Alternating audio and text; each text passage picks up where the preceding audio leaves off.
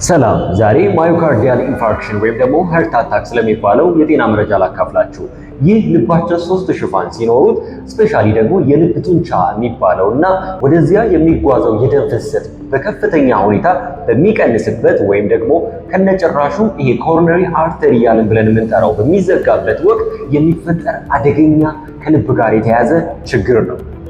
ታዲያ ይህ ሀርት አታክ እንደተከሰተ በጣም አደገኛ የሚባሉ ምልክቶችን ያሳያል።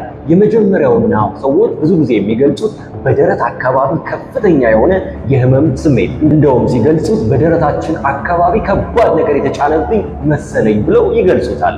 እናም ደግሞ በሚገርማችሁ ሁኔታ ይህ ሀርት አታክ እንደተከሰተ ወደ ተለያዩ የሰውነት ክፍል ህመሙ ይሰራጫል። ይሄ ማለት ልክ ምስሉ ላይ እንደምትመለከቱት በግራ በኩል በአንገት አገጭ እና በእጃችን በውስጠኛው ክፍልና አካባቢው ላይ ህመሙ ይህ ሀርት አታክ ይሰራጫል ማለት ነው።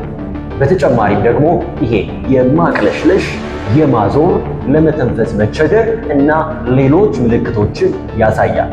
እነዚህ ምልክቶች ከተከሰቱባችሁ ወይም ደግሞ ሲከሰት ካስተዋላችሁ በሰው ላይ በአፋጣኝ ወደ ጤና ተቋም በመሄድ አስፈላጊውን ሕክምናና ምርመራ ልታደርጉ እንደሚገባ በአጽንኦት እንመክራችኋለን።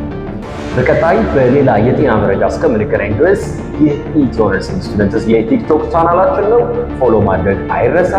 ባባይ